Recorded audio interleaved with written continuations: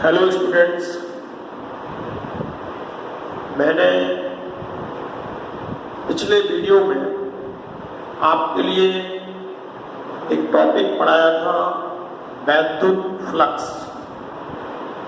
उम्मीद करता हूँ कि वह टॉपिक आप लोगों को अच्छे से क्लियर हुआ होगा। आज हम लोग फिजिक्स में एक नया टॉपिक पढ़ रहे हैं, वह टॉपिक है गॉस की प्रमेय। गॉस की प्रमेय ये इस चैप्टर का बेटा मेन टॉपिक है और एग्जाम में ये टॉपिक पूछ लिया जाता है, क्या इम्पोर्टेंट है एग्जाम की दृष्टि से। उम्मीद करता हूँ कि आप लोगों को भेजे जा रहे वीडियो क्लियर हो रहे होंगे, समझ में आ रहे होंगे। अगर किसी को दिक्कत हो रही है तो बेटा सभी लोग कांटेक्ट करें, और जो भी आपको पढ़ाई करने में दिक्कत हो रही है, अगर न्यूमेरिकल में कोई प्रॉब्लम हो रही है, किसी भी चैप्टर के न्यूमेरिकल हो, तो आप उसको मुझसे कांटेक्ट करें, मैं आपको उसको क्लियर कर दूंगा। आज अपन पढ़ रहे हैं गॉस की प्रमेय। गॉस की प्रमेय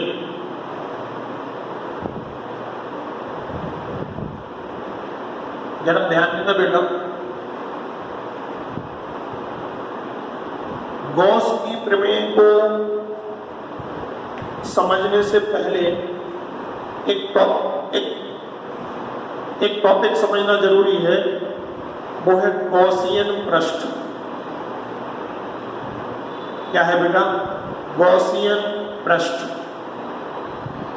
गॉसियन पृष्ठ क्या कहलाते हैं, पहले ये क्लियर कर लो। बहुत सिंपल शब्दों में हम आपको बता रहे हैं, चारों तरफ से बंद, चारों तरफ से बंद कोई भी काल्पनिक पृष्ठ हो, वह काल्पनिक पृष्ठ बेटा गॉसियन पृष्ठ कहलाता है। क्या बोला मैंने आपसे? चारों तरफ से बंद कोई भी काल्पनिक पृष्ठ हो, वह पृष्ठ बेटा गॉसियन पृष्ठ कहलाता है। क्लियर है क्या आपको? ध्यान देना बेटा। एग्जाम्पल के तौर पे जैसे हम आपसे बात करें मिठाई का डिब्बा, जो मिठाई का डिब्बा होता है वो चारों तरफ से बंद है कि नहीं? अगर मिठाई के डिब्बे के अंदर मिठाई रखी है तो वो हमें ऊपर से नीचे से दाएं बाएं कहीं से भी दिखाई नहीं देती, मतलब वो चारों तरफ से क्या है? बंद है। तो वह आपका गॉसियन पृष्ठ कहलाएगा। भाई क्या कहलाएगा आपका? गॉसियन पृष्ठ। एग्जाम्पल के तौर पे जैसे मान लो बैलून है, बैलून गुब्बारा, आपने गुब्बारे में हवा भरी और आपने गुब्बारे को एक तरफ से क्या कर दिया? बांध दिया, तो गुब्बारा भी क्या कहलाएगा? गॉसियन पृष्ठ कहलाएगा, क्योंकि वो चारों तरफ से क्या है? बंद है। चारों तरफ से क्या है? बंद, इसलिए वो कहलाएगा गॉसियन पृष्ठ। एक और जैसे अपन बात करें, प्लास्टिक की गेंद है, प्लास्टिक की गेंद चारों तरफ से क्या है? बंद है, तो प्लास्टिक की गेंद भी क्या कहलाएगी? गॉसियन पृष्ठ कहलाएगी। क्लियर हुआ क्या आपको? परिभाषा क्या थी? चारों तरफ से बंद किसी भी काल्पनिक पृष्ठ, चारों तरफ से बंद होना चाहिए बस, चारों तरफ से बंद किसी भी काल्पनिक पृष्ठ को हम लोग क्या कहते हैं? गॉसियन पृष्ठ कहते हैं। क्या कहते हैं? गॉसियन पृष्ठ कहते हैं। क्लियर हुआ आपको? अब हम बात कर रहे हैं बेटा गॉस की प्रमेय की। गॉस की प्रमेय की देखो बेटा, सपोज करो कि ये चारों तरफ से बंद कोई काल्पनिक प्रश्न है, या फिर ये गॉसियन प्रश्न है। ये आपके सामने मान लो चारों तरफ से बंद कोई एक काल्पनिक प्रश्न है या गॉसियन प्रश्न है, ये है। इसके अंदर बेटा प्लस क्यू कूलम का एक बिंदु के नुमा आवेश रखा है, प्लस क्यू कूलम का एक बिंदु के नुमा आवेश रखा है। आपको पता होना चाहिए कि धन आवेश के कारण उत्पन्न होने वाली जो वैद्युत बल रेखाएं हैं, इस सतह के लंबवत अनंत की ओर होती है, और ऋण आवेश के कारण उत्पन्न होने वाली जो बल रेखाएं हैं, इस सतह के लंबवत अनंत से अंदर की ओर होती है। तो ये धन आवेश है, तो इससे जो बल रेखाएं उत्पन्न होंगी वो ऐसी होंगी बेटा, सतह के लंबवत कहाँ की ओर, अनंत की ओर। इससे उत्पन्न होने वाली बल रेखाएं इस तरीके से होंगी, सतह के लंबवत अनंत की ओर। बोलो क्लियर है? अब आप हमें ये बताओ कि ये जो बल रेखाएं आप देख रहे हैं, ये बल रेखाएं इस पृष्ठ में से होकर गुजर रही कि नहीं गुजर रही? बिल्कुल गुजर रही। अगर ये बल रेखाएं बेटा पृष्ठ में से होकर गुजरती हैं, तो इस गॉसियन पृष्ठ का अपना एक निश्चित क्या होगा, वैद्युत फ्लक्स होगा। इस गॉसियन पृष्ठ का अपना एक निश्चित क्या होगा, वैद्युत फ्लक्स होगा। क्लियर है भैया? ये बंद पृष्ठ है, बंद पृष्ठ से संबंधित अगर हमें वैद्युत फ्लक्स की गणना करनी है, तो इसके लिए हम लोग गॉस की प्रमेय का उपयोग करते हैं। इसका उपयोग करते हैं, गॉस की प्रमेय का। क्लियर है क्या? गॉस की प्रमेय के अगर हम आपसे सिद्धांत की बात करें, कि सिद्धांत की बात करें, तो सिद्धांत कितना सा है कि चारों तरफ से बंद, चारों तरफ से बंद किसी भी काल्पनिक पृष्ठ, किसी भी काल्पनिक पृष्ठ या गॉसियन पृष्ठ से संबंधित कुल वैद्युत फ्लक्स का मान, क्या बोला हमने? चारों तरफ से बंद किसी भी काल्पनिक पृष्ठ या गॉसियन पृष्ठ से संबंधित कुल वैद्युत फ्लक्स का मान उसके द्वारा घेरे गए आवेश के 1/ε0 गुने के क्या होता है, बराबर होता है। क्या बोला हमने आपसे? गॉस की प्रमेय का हम आपको सिद्धांत बता रहे हैं। चारों तरफ से बंद, चारों तरफ से बंद किसी भी काल्पनिक पृष्ठ या गॉसियन पृष्ठ से संबंधित कुल वैद्युत फ्लक्स का मान, से संबंधित कुल वैद्युत फ्लक्स का मान उस पृष्ठ के द्वारा घेरे गए आवेश के 1/ε0 गुने के क्या होता है, बराबर होता है। याद रखना, गॉस की प्रमेय का सिद्धांत ये है कि जो कुल वैद्युत फ्लक्स है, कुल वैद्युत फ्लक्स, कुल वैद्युत फ्लक्स का जो मान है बेटा, वह गॉसियन पृष्ठ के द्वारा, गॉसियन पृष्ठ के द्वारा घेरे गए आवेश, घेरे गए आवेश के 1/ε0 गुने के क्या होता है, बराबर होता है। 1/ε0 गुने के क्या होता है, बराबर होता है। ये किसका सिद्धांत है? ये गॉस की प्रमेय का सिद्धांत है।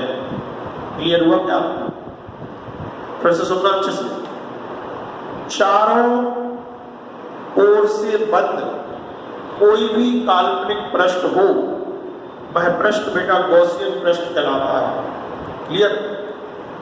गॉसियन पृष्ठ से संबंधित कुल वैद्युत फ्लक्स का जो मान होता है बेटा, वह उसके द्वारा घेरे गए आवेश, उसके द्वारा घेरे गए आवेश के 1/ε0 गुने के क्या होता है, बराबर होता है। क्लियर हुआ भैया? कुल वैद्युत फ्लक्स को हम लोग लिख रहे हैं φEc, ऐसे φEc। बोलो, गॉसियन पृष्ठ के द्वारा घेरा गया कुल आवेश कितना है? घेरा गया कुल आवेश है केवल प्लस का Q, तो 1/ε0 इंटू में प्लस का Q, ये आ जाएगा। इसी को आप लिख सकते हो Q अपॉन में एप्सिलॉन नॉट, Q अपॉन में एप्सिलॉन नॉट। क्लियर हुआ? ध्यान देना, कुल वैद्युत फ्लक्स को लिखने का तरीका क्या है? कुल वैद्युत फ्लक्स कैसे लिखते हैं? गोलीय पृष्ठ का पृष्ठ समाकलन इनटू में वेक्टर E डॉट वेक्टर में dA equal to Q upon में एप्सिलॉन नॉट। ये गॉस की प्रमेय का सिद्धांत है। क्लियर हुआ क्या आपको? क्या बोलेंगे? फिर से बोलो। चारों तरफ से बंद कोई भी काल्पनिक पृष्ठ हो तो वह पृष्ठ आपका गॉसियन पृष्ठ कहलाता है, और गॉसियन पृष्ठ से संबंधित कुल वैद्युत फ्लक्स का मान उसके द्वारा घेरे गए आवेश के 1 अपॉन एप्सिलॉन नॉट बने के क्या होता है? बराबर होता है। क्लियर हुआ बेटा? ठीक। एक पॉइंट समझो जरा। जैसे सपोज करो ये हमारा गॉसियन पृष्ठ है, ठीक है? क्या है ये? गॉसियन पृष्ठ। अब यहां पे कई आवेश उपस्थित हैं। ये प्लस का Q1 है, ये माइनस का Q2 है, ये प्लस का Q3 है, ये माइनस का Q4 है, ये माइनस का Q5 है ना? कई आवेश यहाँ पे उपस्थित हैं। हम आपसे पूछ रहे हैं कि आप हमें कुल वैद्युत फ्लक्स का मान बताओ। तो यह कुल वैद्युत फ्लक्स phi का जो मान है वो काय के बराबर होगा? गॉसियन पृष्ठ के द्वारा घेरे गए आवेश के 1 अपॉन एप्सिलॉन नॉट बने के बराबर होगा। देखो यहाँ पे आवेश हमने कितने माने? 5, लेकिन केवल 3 आवेश ही घेरे गए, Q1, Q2 और Q3। ये तो गॉसियन पृष्ठ के अंदर है। Q4 और Q5 गॉसियन पृष्ठ के कहाँ है? बाहर। तो हमें केवल घेरे गए आवेश लेना है, ठीक है? तो देखो ये 1 अपॉन एप्सिलॉन नॉट तो जो कहते हो इनटू में, अब यहां पे आएगा प्लस का Q1, ठीक है, प्लस माइनस का Q2 प्लस माइनस का प्लस का Q3, ठीक है? ये होगा गॉस की प्रमेय के अनुसार कुल वैद्युत फ्लक्स का। क्लियर हुआ? ओके, चलो अब आज हम लोग गॉस की प्रमेय की उत्पत्ति भी कर रहे हैं। गॉस की प्रमेय की क्या कर रहे हैं बेटा? उत्पत्ति। ध्यान देना, उत्पत्ति।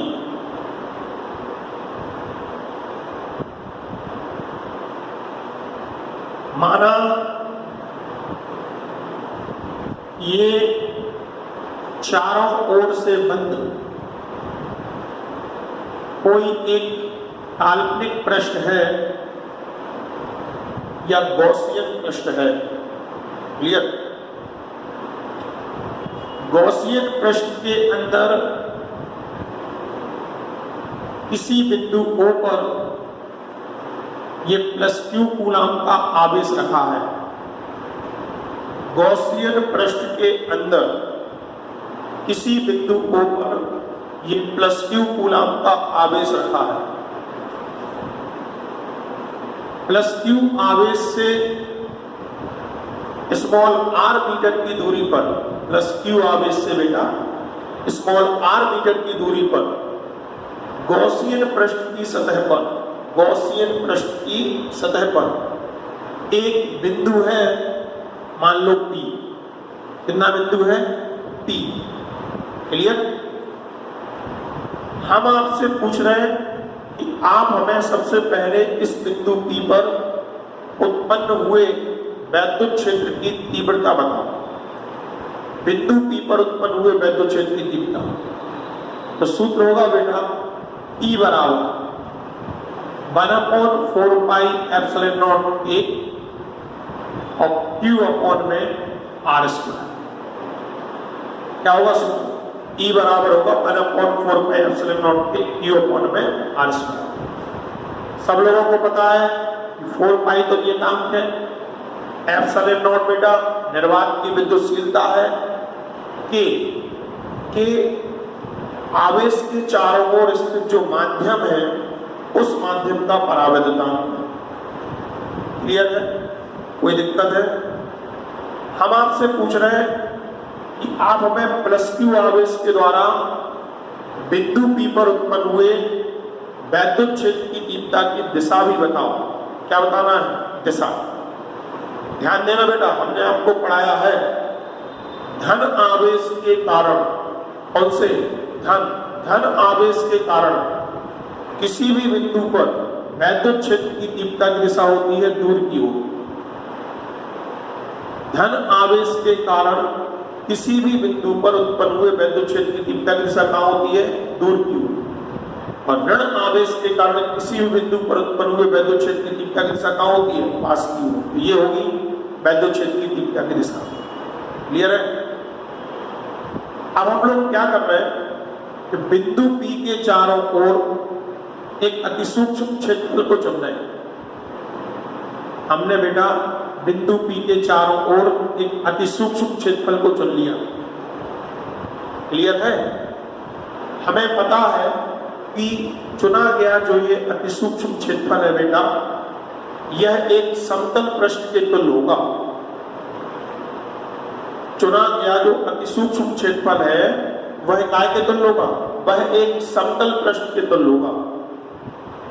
अगर बेटा ये समतल पृष्ठ के तुल्य है तो इसकी भी अपनी एक दिशा होगी। और हमें बहुत अच्छे से पता है समतल पृष्ठ के क्षेत्रफल की दिशा उसके तल पर डाले गए लंब के अनुदिश होती है। तो इसकी दिशा कहाँ होगी बेटा? इसके तल पे आप लंब डालो, इसकी दिशा इसके तल पर डाले गए लंब के अनुदिश होगी, ऐसे कैप एन। क्लियर है ना? अच्छा, हमने अभी ऐसा मान लिया बेटा कि इसकी दिशा अलग है और वैद्युत क्षेत्र की दिशा अलग है, ऐसा हमने मान लिया। ओके, बोलो दोनों के बीच में कितने का कोण बनना? दोनों के बीच में थीटा डिग्री का कोण बनना। हम आपसे बोल रहे हैं कि आप हमें इस छोटे से क्षेत्रफल से संबंधित क्या बताओ? वैद्युत फ्लक्स बताओ। ये जो अतिसूक्ष्म क्षेत्रफल आपने चुना है, इस अतिसूक्ष्म क्षेत्रफल से संबंधित आप हमें क्या बताओ? वैद्युत फ्लक्स बताओ। तो वैद्युत फ्लक्स d phi e का जो मान है बेटा वो vector E dot vector dA के गुणनफल के क्या होगा? बराबर होगा। इसको अगर हम खोले तो क्या खुलेगा? ये खुलेगा इक्वल टू में E dot dA cos theta, E dot dA cos theta. बोलो क्लियर है बेटा? अगर हम इसके बगल में एक और छोटा सा अतिसूक्ष्म प्रश्न मान लें और हम आपसे बोले कि आप हमें उससे संबंधित विद्युत फ्लक्स बताओ, तो उसका मान भी लगभग इतना ही आएगा। अगर हम इसके बगल में एक और छोटा सा क्षेत्रफल मान लें और हम आपसे पूछें कि आप हमें इससे संबंधित विद्युत फ्लक्स बताओ, तो उसका मान भी लगभग इतना ही आएगा। यानी कि हम आपसे ये कहना चाह रहे हैं कि आप पूरे पृष्ठ को इसी प्रकार के अति सूक्ष्म छोटे छोटे क्षेत्रफलों से मिलकर बना हुआ मानो। क्लियर? और सभी से संबंधित आप क्या निकालो? वैद्युत फ्लक्स निकालो, तो सबके मान लगभग इतने इतने आएंगे। क्लियर है कि नहीं? अब हम आपसे कह रहे हैं कि आप हमें पूरे गॉसियन पृष्ठ से संबंधित कुल वैद्युत फ्लक्स बताओ। क्या बोला मैंने आपसे? आप हमें पूरे गॉसियन पृष्ठ से संबंधित कुल वैद्युत फ्लक्स बताओ। ध्यान देना, अगर हम आपसे पूछें कुल वैद्युत फ्लक्स, पूरे गॉसियन पृष्ठ से संबंधित कुल वैद्युत फ्लक्स, तो कुल वैद्युत फ्लक्स का जो मान होगा फाई ई, उसका मान गोलीय पृष्ठ के समाकलन डी फाई ई के मान के बराबर होगा। बोलो क्लियर है?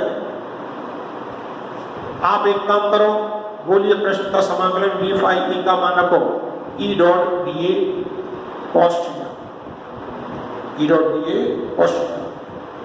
यहाँ पे अगर हम ई का मान रखें तो फाई ई बराबर गोलीय पृष्ठ का समाकलन, ई का मान क्या है 1/4 pi epsilon not E, Q upon में आर स्क्वायर इंटू में क्या है D A cos theta. Clear है? इसको अपन ऐसे लिख सकते हैं फाई ई बराबर, देखो बेटा 1/4 पाई एप्सिलॉन नॉट ई, ये तो कांस्टेंट वैल्यू है, नियत वैल्यू है।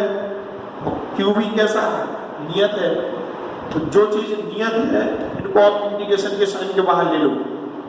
क्यू अपॉन में 4 पाई एप्सिलॉन नॉट ए, ये तो इंटीग्रेशन के साइन के बाहर आ जाएगा। गोलीय पृष्ठ का समाकलन D A cos theta upon में क्या होगा आर स्क्वायर यहाँ पर बचेगा। बोलो आपको समझ में आया? आपको याद दिला दें कि घन कोण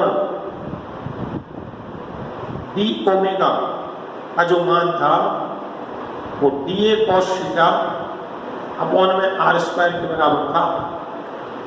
याद है क्या आपको? ये इसकी वैल्यू आप उठा के ये रख सकते हो, तो फाई ई बराबर क्या हो जाएगा Q upon 4 pi epsilon naught ए, और इसकी जगह अपन ने रख दिया इनटू में डी ओमेगा। बोलो क्लियर है?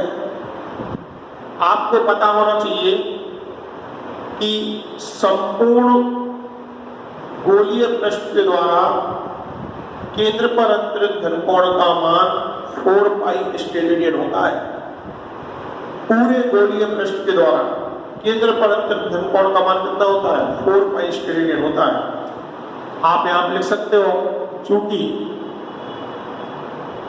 आप यहां पे लिख सकते हो कि चूंकि गोलीय पृष्ठ का समाकलन इंटू 2 डी ओमेगा का मान 4 पाई स्टेरेडियन के बराबर होगा, के बराबर होगा 4 पाई स्टेरेडियन के बराबर होगा। अगर ऐसा है तो इसकी वैल्यू यहां पे हम पुट कर दे रहे हैं। बोलो फाई ई बराबर क्या हो जाएगा क्यू अपॉन में 4 पाई एप्सिलॉन नॉट ए, तो ये है ही, और इसकी वैल्यू आ जाएगी बेटा 4 पाई से 4 पाई कट हो जाएगा। और लगा के हम लिखे फाई ई बराबर हो जाएगा बेटा क्यू अपॉन में epsilon naught A. Phi E बराबर क्या हो जाएगा क्यू अपॉन में एप्सिलॉन नॉट ए। क्लियर है? अगर सपोज करो, देखो क्यू का है, क्यू क्या है? क्यू है गॉसियन पृष्ठ के द्वारा घेरा गया आवेश। एप्सिलॉन नॉट क्या है? निर्वात की विद्युतशीलता।